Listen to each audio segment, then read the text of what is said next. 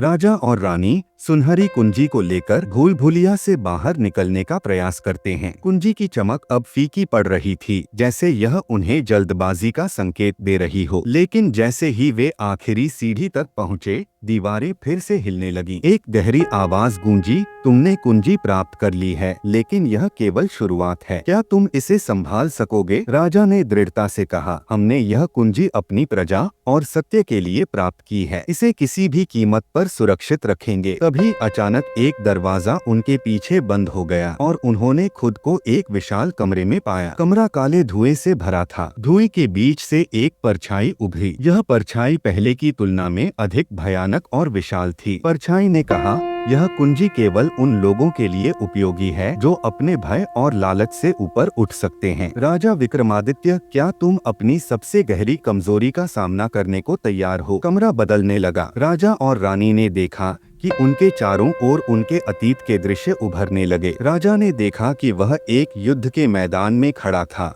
जहां उसने अपनी सेना के कुछ जवानों को दुश्मन के जाल में फंसने दिया था ताकि वह अपनी जीत सुनिश्चित कर सके। वह खुद को सवाल करने लगा, क्या मैंने अपनी जीत के लिए अन्याय किया? रानी ने देखा कि अतीत में उसने एक निर्दोष लड़की की मदद नहीं की थी, क्योंकि वह अपने डर से बंधी हुई थी। उसकी आंखों में पश्चाताप था। परछाई हंसते हुए बोली, तुम दोनों के पास कुंजी है, लेकिन क्या तुम अपने अपराध बोध से मुक्त हो सकते हो? राजा और रानी ने एक दूसरे की ओर देखा। राजा ने दृढ़ता से कहा, हाँ, मैंने गलतियां की हैं, लेकिन अब मैं उन पर खेद करता हूँ और उन्हें सुधारने के लिए तत्पर हूँ। रानी ने कहा, हमारी गलतियां हमें परिभाषित नहीं करती, सत्य को अपनाना और उसे फैलाना ही हमारा लक्ष्य है। तभी परछाई गायब हो गई और कमरे की दीवारें टूटने लगी। राजा और रानी के सामने एक नया रास्ता खुला। यह रास्ता एक विशाल और सुंदर मैदान की ओर जाता था। मैदान के केंद्र में एक सुनहरी मूर्ति थी